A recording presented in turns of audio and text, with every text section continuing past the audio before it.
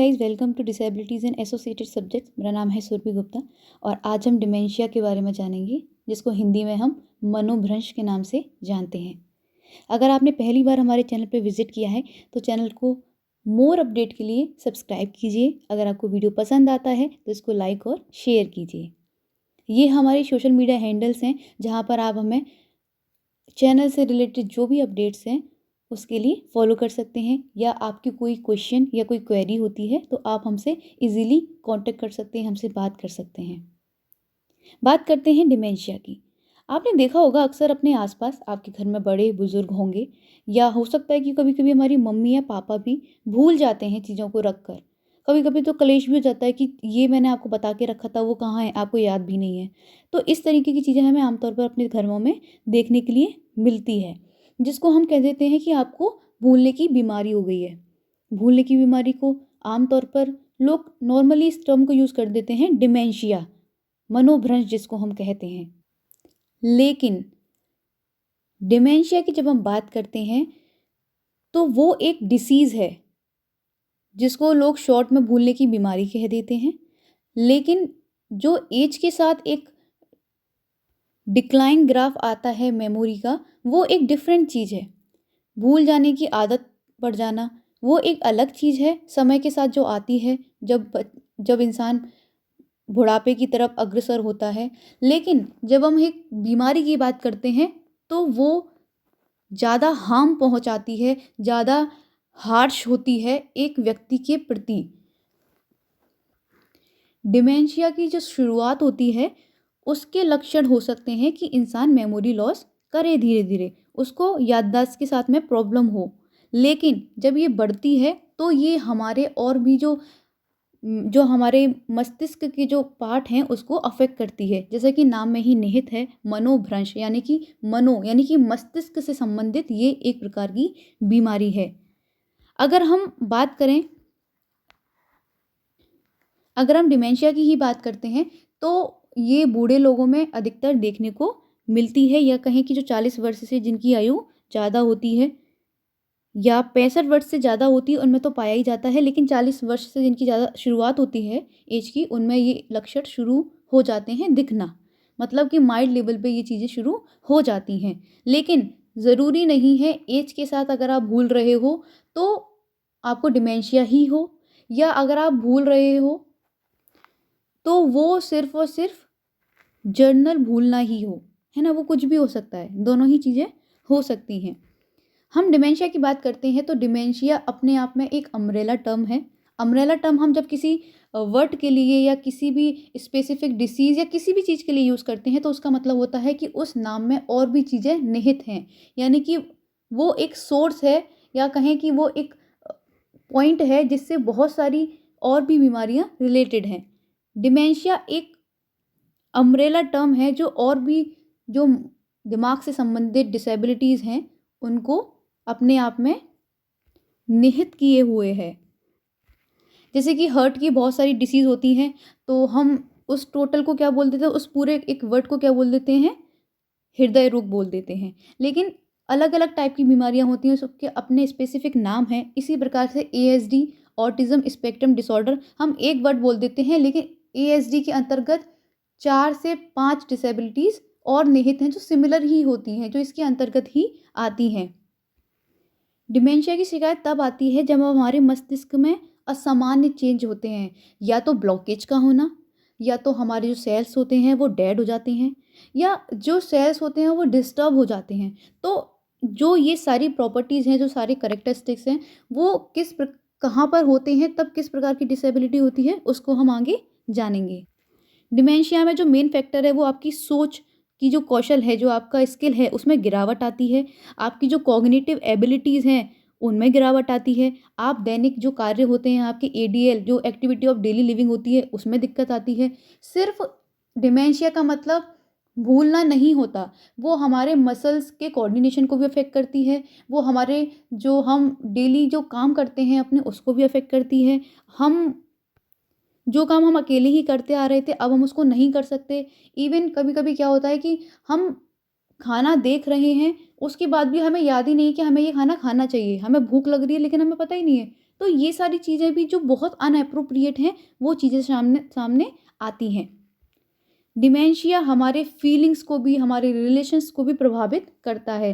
जैसे मान लीजिए कभी-कभी क्या होता है कि अगर कोई बुजुर्ग है, तो वो बाथरूम में गया और वो उसको ये नहीं समझ आ रहा है कि मैं इस नल को कैसे ओपन करूँ? ये भूलना नहीं है, ये डिसीज़ है।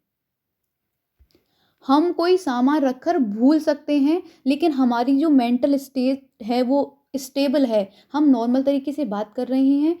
डिमेंशिया हमारे कम्युनिकेशन को भी प्रभावित करता है। लेकिन जो हम पहले बात कर रहे थे, ऐज के साथ जो डिक्लाइन ग्राफ आता है भूलने का, वो इस प्रकार नहीं होता। इंसान स्टेबल स्टेट में होता है। हाँ, वो कह सकता है कि यार मेरे को ये नहीं याद मैंने कहाँ रखा था, तो वो नॉर्मल है ऐज के साथ। लेकिन वो चीज़ों की फंक्शनिंग को भूल चुका है, वो चीज़ों के साथ कैसे वर्क करना था वो भूल चुका है। वो है डिसीज़, जो कि बहुत ज़्यादा प्रभावित करती है, बहुत ज़्यादा हार्श जिसका प्रभाव देखने को मिलता है एक व्यक्ति के जीवन में। जैसे मैंने आपको बताया कि डिमेंशिया एक अम्ब्रेला टर्म है, जिसमें अल्जाइमर जो मेन है, यानी कि डिमेंशिया की जब बात करते हैं तो 60 से 80% लोगों के अंदर डिमेंशिया में अल्जाइमर की शिकायत आती है। उसके बाद है लेबी बॉडी, उसके बाद है वेस्कुलर, उसके बाद है फ्रंटोटेम्पोरल फ्रंटोटेम्पोरल, उसके बाद है अदर्स जैसे पार्किंसन है। एक-एक करके हम सभी को समझेंगे, क्योंकि जैसा हमने देखा रेशियो में जो अल्जाइमर है वो 60 टू 80% लो होता है, जिसके अंदर डिमेंशिया की शिकायत होती है। तो अल्जाइमर रोग, जिसको हम सिंपल लैंग्वेज में भूलने का रोग कह देते हैं, इस बीमारी के लक्षणों में क्या होता है कि याददाश्त आपकी कमज़ोर हो जाती है, आप डिसीज़न मेकिंग ख़त्म हो जाती है एक तरीके से, आप निर्णय नहीं ले पाते, आपके कम्युनिकेशन में दिक्कत आती है, आपको क्या बोलना चाहिए आप ये नहीं समझ पाते, कॉन्फ्लिक्ट होते हैं बहुत सारे। अगर आप कम्युनिकेशन ठीक से नहीं करेंगे, आप बिना बात के अग्रेसिव होंगे, आपको समझ ही नहीं आएगा कि मुझे क्या बोलना है, कैसे बोलना है, मुझे क्या बोलना था। तो जो आपके रिलेशन होंगे, जो पारिवारिक या जो आपके सोशल रिलेशन होंगे, उसमें बहुत ज़्यादा प्रॉब्लम आएगी। अच्छा, कारण क्या हो सकता है अल्जाइमर के होने के? या तो आपको ब्लड प्रेशर है, या फिर आपको डायबिटीज़ है, या फिर आपकी जो आधुनिक जीवन शैली है, यानी कि बहुत ज़्यादा टेक्नोलॉजी का इस्तेमाल करना, हर टाइम टेक्नोलॉजी में ही रहना, है ना? फिज़िकल वर्ल्ड जो है, मतलब उससे कटकर आप सिर्फ़ टेक्नोलॉजी में रह रहे हैं, बहुत ज़्यादा आराम करना, वर्किंग ना होना, या फिर मान लीजिए कि आपके सर में बार-बार चोट लग रही है किसी वजह से, तो आपको ये बीमारी होने की पॉसिबिलिटी है। अमूमन क्या होता है कि 60 वर्ष होती है उसके आसपास ही ये डिसेबिलिटी या डिसीज़ कहें होती है, और अब तक इसका कोई भी ट्रीटमेंट नहीं है। प्रिवेंशन है, लेकिन ट्रीटमेंट नहीं है जो इसको ठीक कर सके।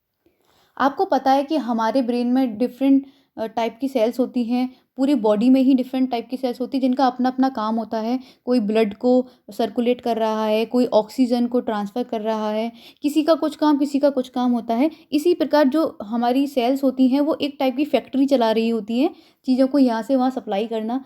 तो अल्जाइमर की जब हम बात करते हैं, तो इसमें क्या होता है कि जो हमारी कोशिकाएँ होती हैं, जो हमारी सेल्स होती हैं, वो जो काम कर रही होती हैं, जो उनकी अपना जो एक फंक्शनिंग चल रही होती है, वो काम करना बंद कर देती हैं। जब वो काम करना बंद कर देती हैं, ऑब्वियस सी बात है, वो आपस सब लोग एक-दूसरे पे डिपेंड हैं। जब पहला व्यक्ति काम करेगा तभी दूसरा कर पाएगा, दूसरा करेगा तो तीसरा कर पाएगा। उसमें से मान लीजिए दूसरा व्यक्ति मिसिंग हो गया, तो क्या होगा, वो पूरे जो सिस्टम है, जो पूरी फंक्शनिंग है, उसको अफ़ेक्ट करेगा। जब मान लीजिए सेकंड वाला पार्ट रुक गया काम करना, सेकंड वाला जो बंदा था या सेकंड नंबर पे जो सेल्स काम करनी थी वो रुक गई, तो जो फर्स्ट वाली सेल्स हैं और जो थर्ड और फोर्थ वाली जो सेल्स हैं वो धीरे धीरे वीक होना शुरू हो जाएंगी और लास्ट में वो मर जाएंगी। उन सेल के डेड होने से ये डिसीज अस्तित्व में आती है। उसके बाद हम बात करते हैं वेस्कुलर डिमेंशिया, जिसको हम हिंदी में रुधिर वाहिका जनित कहते हैं। इस डिसीज़ में क्या होता है, जो मस्तिष्क को ब्लड पहुंचाती हैं, जो धमनियां पहुंचाती हैं, उसमें ब्लॉकेज आ जाता है, यानी कि वो रुक जाती हैं। तो फिर क्या होता है, जब ब्लॉकेज आ गया तो ऑक्सीजन पर्याप्त मात्रा में पहुंच नहीं पाती। जब ऑक्सीजन नहीं पहुंचेगी तो सबकी अपनी फंक्शनिंग होती है सेल की, जब वो ऑक्सीजन नहीं पहुंचती है तो जो उस वक्त की जो कोशिकाएं होती हैं वो मर जाती हैं। आपने अक्सर सुना होगा, स्ट्रोक वर्ड सुना होगा। पक्षाघात शायद ना सुना हो, लेकिन स्ट्रोक वर्ड्स आप सभी ने सुना होगा। तो क्या होता है, जो स्मॉल स्ट्रोक जिसको हम कहते हैं, जब वो मर जाती हैं तो इसको क्या कहते हैं, स्मॉल स्ट्रोक। अच्छा, ये रोग जो है वो उन लोगों को ज़्यादा होता है जो धूम्रपान करते हैं, स्मोकिंग करते हैं, या उनको जिनको डायबिटीज़ होती है, या फिर जिनको हाई कोलेस्ट्रॉल होता है, उनके अंदर ये वाला जो रोग है वो संभावना ज़्यादा होती है कि उनके अंदर ये पाया जाएगा।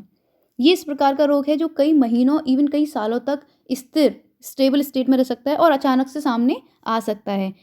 डिपेंड करता है कि मस्तिष्क का कौन-सा भाग प्रभावित हुआ है, उसके अकॉर्डिंग, यानी कि जो पार्ट, मान लीजिए हमारे जो मस्तिष्क का एक पार्ट है जो याददाश्त को बरकरार रखता है, अगर वहाँ की सेल्स को ऑक्सीजन नहीं पहुँचती, वो डेड हो जाती है, वहाँ स्मॉल स्ट्रोक अगर होता है, तो वहाँ तो हमारा क्या होगा, याददाश्त कमज़ोर हो जाएगी, है ना? अगर ध्यान वाली पार्ट में अगर उन्होंने अफ़ेक्ट करा है, वहाँ पे ऑक्सीजन नहीं पहुँची, वहाँ की सेल्स अगर डेड हो जाती हैं, तो ध्यान में कमी आएगी। उचित जहाँ से हमारी कम्युनिकेशन कंट्रोल होता है माइंड का, वहाँ की अगर सेल्स के पास ऑक्सीजन नहीं पहुँचती, वहाँ अगर स्मॉल स्ट्रोक होता है, तो हम उचित शब्दों का प्रयोग नहीं कर पाएँगे, हमें वहाँ समस्या आएगी। भावनात्मक अगर वो स्पेस पे या प्लेस पे अफ़ेक्ट करता है, तो वो हमारा जो हमारा वो स्किल है, वो उससे प्रभावित होगा, उसमें कमी आएगी। तो इस प्रकार जिस पार्ट को वो अफ़ेक्ट करता है, उस पार्ट से जो चीज़ें कंट्रोल होती हैं, उसमें कमी आती है। इसके बाद हम जानते हैं लेबी बॉडी मनोभ्रंश को। ये जो मनोभ्रंश है, ये जो डिमेंशिया का एक पार्ट है, या कहें कि टाइप है, इसके जो लक्षण हैं वो अल्जाइमर और पार्किंसन दोनों से ही मिलते हैं। अल्जाइमर आप समझ चुके हैं। पार्किंसन में क्या होता है कि जो बॉडी के पार्ट होते हैं, स्पेशली हमारा जो हैंड होता है, वो क्या करता है, कंपन करने लगता है, वो वाइब्रेट करता है। आपने देखा होगा बड़े बुजुर्गों को कि अगर वो सीट उठाते हैं या कुर्सी उठाने की कोशिश करते हैं तो उनका हाथ बहुत हिलता है ना? वो साइन करते हैं तो उनका हाथ बहुत हिलता है, कंट्रोल नहीं होता। तो उसको जो कंपन करता है उसको हम पार्किंसन कहते हैं। उसके बाद अब इसके आगे इसमें और भी चीज़ें हैं, वो हम आगे स्लाइड्स में जानेंगे। तो लेवी बॉडी की बात करें तो इसमें क्या होता है, भ्रम होने लगता है, दृष्टि भ्रम। हमें ऐसा लगेगा कि कोई चीज़ है, लेकिन वो वहाँ नहीं प्रेज़ेंट होती, और हमारी जो मांसपेशियाँ होती हैं उनमें अकड़न आ जाती है, और हमें चलने में, बैठने में, उठने में भी कठिनाई होती है, हमें परेशानियाँ होती हैं। और जो ये भ्रम का स्तर है, वो पूरे दिन घटता बढ़ता रहता है। हमें भ्रम होता रहेगा, मति भ्रम कहेंगे ना, कि हमें भ्रम होता रहेगा कि अरे यार! कोई आ तो नहीं रहा, मेरे पीछे कोई है तो नहीं? ओहो! मुझे डर लग रहा है। तो इस तरीके की चीज़ें आपने देखा होगा, कुछ लोगों को करते हुए देखा होगा, आपने ज़रूर देखा होगा किसी न किसी को।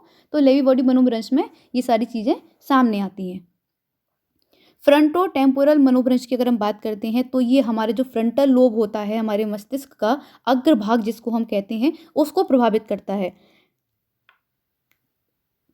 इसमें क्या होता है, ये व्यक्ति की जो बिहेवियर है, उसका जो पर्सनैलिटी है, उसका जो व्यक्तित्व है, उसको उसमें बदलाव आने लगते हैं, और उसको याददाश्त संबंधी समस्याएँ आने लगती हैं। इसके बाद बात करते हैं पार्किंसन की। जैसे मैंने आपको बताया कि पार्किंसन में क्या होता है कि हमारी जो हैंड होते हैं वो काँपना शुरू कर देते हैं, यानी कि वाइब्रेशन होना शुरू हो जाता है उनमें। और ये पार्किंसन जो है वो तब होता है जब जो रसायन होते हैं, केमिकल्स पैदा करने वाली जो कोशिकाएं होती हैं, वो गायब होने लगती हैं। गायब होने का मतलब है कि वो वर्किंग नहीं होती, और वर्किंग नहीं होती इसका मतलब क्या है कि वो डेड हो जाती हैं, जो केमिकल को पैदा करती हैं। उसके बाद बात करते हैं चिकित्सा की। तो मनोभ्रंश का अभी तक कोई भी निश्चित इलाज नहीं बना है। कुछ दवाएँ बन गई हैं जो इनको कंट्रोल कर सकती हैं, जैसे मैंने पहले ही कहा, इनको प्रिवेंट किया जा सकता है, इनको क्योर किया जा सकता है, लेकिन ट्रीटमेंट नहीं है। निश्चित ट्रीटमेंट अभी तक इनका पॉसिबल नहीं हो पाया है।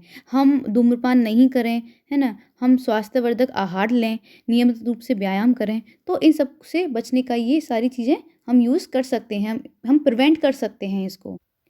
डिमेंशिया के सिम्पटम्स की बात करते हैं तो कॉग्निटिव के रूप में मेंटल डिक्लाइन हो सकता है ना? मस्तिष्क क्षति हो सकती है, कन्फ्यूज़न हो सकता है हमें चीज़ों को याद रखने में, चीज़ों को समझने में। हम इनेबिलिटी टू स्पीक और अंडरस्टैंड लैंग्वेज, हम सामने वाले की बात को नहीं समझ सकते, समझने में असमानता होती है हमको, और हम अपनी बात को भी कह नहीं पाते, हमें शब्द नहीं समझ में आते कि हमें क्या कहना चाहिए कि सामने वाला हमारी बात को समझे। चीज़ों को नॉर्मल करने में दिक्कत आती है, हम चीज़ों को रिकॉग्नाइज़ नहीं कर पाते, कॉमन थिंग्स को रिकॉग्नाइज़ नहीं कर पाते। जैसे कि मान लीजिए कि ग्लास रखा हुआ है, वो ग्लास को बोलना ही भूल जाएँ कि ये क्या है? उनको नहीं याद आ रहा, उनको समझ नहीं आ रहा इसको क्या बोलते हैं। नॉर्मल नॉर्मल जो कॉमन वर्ड हैं टेबल, चेयर, ग्लास, मतलब जिसको हम अपने दैनिक जीवन में इस्तेमाल करते हैं जिन शब्दों का। बिहेवियर की अगर बात करते हैं तो पर्सनैलिटी चेंज देखने को मिलते हैं, उनके व्यवहार देखने को मिलता है जो चेंज होता है। इरिटेशन नज़र आती है उनके व्यवहार में, वो बहुत जल्दी इरिटेट हो जाते हैं, वो एग्रेसिव हो सकते हैं, गुस्सा करने लगते हैं, उनको चिड़चिड़ाहट होने लगती है। मूड की अगर बात करें तो एंग्ज़ायटी फ़ील होती है उनको बहुत ज़्यादा, उनको अकेलापन महसूस होता है, मूड स्विंग करता है, यानी कि अभी बहुत हँस रहे हैं और अभी गुस्सा हो गए या उदास हो गए, तो इस तरीके नर्वसनेस नज़र आती है, तो इस तरीके की चीज़ें देखने को मिलती हैं। साइकोलॉजिकल की बात करते हैं तो ऑब्वियस सी बात है, जब कोई व्यक्ति अपनी बात को कह नहीं पाएगा, जब अपनी बात को वो सामने वाले को समझा नहीं पाएगा या सामने वाला कुछ कह रहा है, वो उसको देख ही रहा है, उसको समझ ही नहीं आ रहा क्या चल रहा है जीवन में। दैनिक जीवन में अगर उसको असमानता होगी तो डिप्रेशन नॉर्मल चीज़ है, डिप्रेशन होगा उसका। मस्कुलर की बात करते हैं यानी कि जो मसल से संबंधित है, तो कोऑर्डिनेशन नहीं बना पाता। हाथ-पैरों का जो कोऑर्डिनेशन होता है, उसमें उसको डिफ़िकल्टी आती है, या आई का और हैंड का जो कोऑर्डिनेशन होता है, उसमें उसको डिफ़िकल्टी आती है, या बॉडी के मसल्स में जो कोऑर्डिनेशन की ज़रूरत होती है, उन सबको करने में वो असमर्थ होता है, या फिर धीरे-धीरे वो चीज़ें डिक्लाइन होने लगती हैं। मेमोरी लॉस और स्लीप डिसऑर्डर भी ऐसे लोगों में देखा जाता है। कॉज़ की बात करें तो जैसे मैंने पहले ही आपको बता दिया, मनोभ्रंश जैसा नाम में ही निहित है कि हमारे मस्तिष्क से संबंधित ये एक प्रकार की डिसीज़ है। तो ये क्या करती है, जो हमारे ब्रेन के सेल्स को होती है, सेल्स जो होते हैं, जो हमारे फंक्शनिंग जो होती है हमारी बॉडी की, उसको कंट्रोल करती है, उसको संचालित करती है, उसको अफ़ेक्ट उन सेल्स को अफ़ेक्ट करती है, या तो उनको ब्लॉक कर देती है, या उनको वो डेड हो जाती हैं सेल्स, या उन पर किसी प्रकार से अ, ऑक्सीजन नहीं पहुँच पाती तो डेड हो जाती हैं, या फिर डैमेज कर देती है। तो इस प्रकार से क्या होता है कि हमारी जो ब्रेन सेल्स हैं, डिमेंशिया को अगर ओवरऑल बात करें तो हमारे ब्रेन सेल्स को डैमेज करती हैं। पहले भी मैंने बता ही दिया था कि जो सेल्स होती हैं वो डिफरेंट डिफरेंट रीज़न में वर्किंग होती हैं, और जब वो सेल्स अफ़ेक्ट होंगी तो ऑब्वियस सी बात है, जिस चीज़ को वो कंट्रोल करती होंगी वो चीज़ें भी उससे अफ़ेक्ट होंगी। कभी-कभी क्या होता है कि हम जब ओवर थिंकिंग करने लगते हैं किसी चीज़ को लेकर, या इस तरीके के पदार्थों का सेवन करने लगते हैं, तो वो भी चीज़ें रिस्पॉन्सिबल होती हैं डिमेंशिया के लिए। जैसे कि अगर अब विटामिन की डेफ़िशिएंसी हो रही है हमारी बॉडी में, थायरॉइड प्रॉब्लम हो रही है, अगर हम बहुत ज़्यादा अल्कोहल का सेवन कर रहे हैं, हम बहुत ज़्यादा स्मोकिंग कर रहे हैं, तो ये सारी चीज़ें रिस्पॉन्सिबल हो सकती है। डिप्रेशन, बहुत ज़्यादा डिप्रेशन में रहना, तो वो भी हमारे जो माइंड की, जो हमारे मस्तिष्क की जो सेल्स होती हैं, उनको नुकसान पहुँचाती है। डायग्नोसिस की बात करें तो अब तक कोई भी टेस्ट नहीं बना है जो इसको डायग्नोस कर सके। अल्जाइमर को फिजिकल एग्जामिनेशन, लेबोरेटरी टेस्ट के थ्रू फिर भी आइडेंटिफाई किया जा सकता है, डायग्नोस किया जा सकता है, और जो जो बदलाव आते हैं थिंकिंग में दिन पे दिन, और जो फंक्शनिंग होती है, जो बिहेवियर होता है, अ, उससे हम रिकॉग्नाइज़ करते हैं कि किसके कैरेक्टर्स क्या कैरेक्टरिस्टिक्स हैं जो किस तरीके की डिमेंशिया के टाइप से मैच करते हैं, तो उससे हम डायग्नोज़ करते हैं। लेकिन स्पेसिफ़िक कोई टेस्ट कहें कि इसका ये टेस्ट है, तो वो अब तक नहीं बना है। कभी-कभी क्या होता है कि ये जो कैरेक्टरिस्टिक्स होते हैं वो आपस में मैच करने लगते हैं, अ, मतलब एक-दूसरे से मिलने लगते हैं। 2 पहले वाले के मिल रहे हैं कैरेक्टरिस्टिक्स, 2 नेक्स्ट वाले के मिल रहे हैं, 2 नेक्स्ट वाले के मिल रहे हैं, यानी कि कोलैब हो जाते हैं एक-दूसरे से आपस में। तो डॉक्टर के लिए ये आइडेंटिफ़ाई करना कि ये कौन-सा स्पेसिफ़िक डिमेंशिया है, बहुत डिफ़िकल्ट हो जाता है। तो डॉक्टर क्या करते हैं, सिर्फ़ डिमेंशिया ही बता देते हैं। जब वो उसको एग्ज़ैक्ट स्पेसिफ़िक आइडेंटिफ़ाई नहीं कर पाते, उनके लिए मुश्किल आती है, क्योंकि जो कैरेक्टरिस्टिक्स हैं, वो सभी से थोड़ा-थोड़ा मैच करते हैं।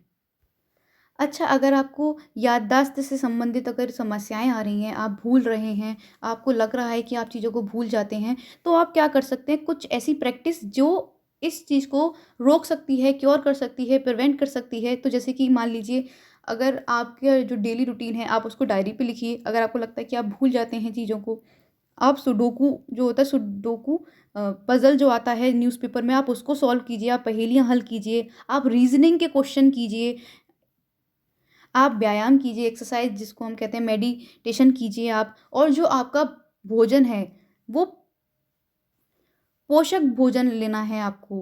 प्रोटीन हो, जिसमें विटामिन्स हो, जिसमें कैल्शियम हो, जिसमें मतलब जो चीज़ हमारी बॉडी को ज़रूरत है वो सारी चीज़ें होनी चाहिए। एक रिसर्च की रिपोर्ट आई थी 2019 में जिसमें अल्जाइमर्स एसोसिएशन इंटरनेशनल कॉन्फ्रेंस जो उसका नाम था, उन्होंने बताया कि अगर हम हेल्थी लाइफ़स्टाइल को अगर चूज़ करते हैं, जैसे कि हेल्दी डाइट लेना, स्मोकिंग ना करना, रेगुलर एक्सरसाइज करना, कॉग्निटिव स्टिमुलेशन यानी कि मैंने बताया कि पज़ल सॉल्व करना, है ना? रीज़निंग के क्वेश्चंस करना, कुछ दिमाग की कसरत करने वाले अगर आप एक्टिविटीज़ को करते हैं, तो जो रिस्क होती है डिमेंशिया के होने की, वो कहीं न कहीं कम हो जाती है। इसके बाद मैं एक टॉपिक नहीं, मैं कहना चाहूँगी कि जो डिमेंशिया है वो कभी-कभी क्या होता है कि हम अपनी आदत से बना लेते हैं। जैसे कि मान लीजिए मैंने बोल दिया कि मुझे नहीं याद आ रहा यार वो मैंने कहाँ रखा है। मैंने दिमाग पे ज़ोर देने की कोशिश ही नहीं की। तो धीरे-धीरे क्या हुआ, वो मेरी आदत बनती गई कि यार क्या था वो? अरे यार क्या था वो? तो वो क्या हुआ, फिर धीरे-धीरे करके मेरी आदत बन गई। वो हम कभी-कभी क्या होते हैं कि बीमारी को खुद बनाते हैं। हम बीमारी को खुद साइकोलॉजिकल की जैसे हम बात करते हैं, साइकोलॉजी में हम पढ़ते हैं कि दिमाग वही काम करता है जो हम उसको कमांड देते हैं। दिमाग क्या है, बोल सकते हैं कि अलादीन का चिराग, हम उसके वो हमारा जिन है, हम उसको जो कहेंगे वो वही करेगा। अगर हमने उसको आदत बना ली ये कहकर कि मैं तुम भूल जाते हो बार-बार कि सामान कहाँ रखा है, तो फिर जब आप बाद में जब वो एक आदत बन गई, जब उसने उस कमांड को फ़ॉलो करना शुरू कर दिया, उसका वो संस्कार बन गया, उसके बाद अगर आप कोशिश भी करोगे, तो वो उसको अडॉप्ट करने में बहुत टाइम लेगा। तो इसलिए अगर मान लीजिए आप ऐसा कर रहे हैं अपने जीवन में कि आप अपने मन को, अपने दिमाग को आदत डाल रहे हैं इस तरीके की, आप उस पे ज़ोर नहीं डालते, अगर थोड़ा-सा भी चीज़ों को याद करने की कोशिश करने पर अगर वो आपको याद आती हैं, अगर आप ऐसा नहीं कर रहे हैं, तो प्लीज़ ऐसा मत कीजिए, आप एक डिसीज़ की तरफ अग्रसर हो रहे हैं। तो इसी के साथ इस वीडियो को खत्म करते हैं। Thanks for listening. If you like the video, please share. जय हिंद।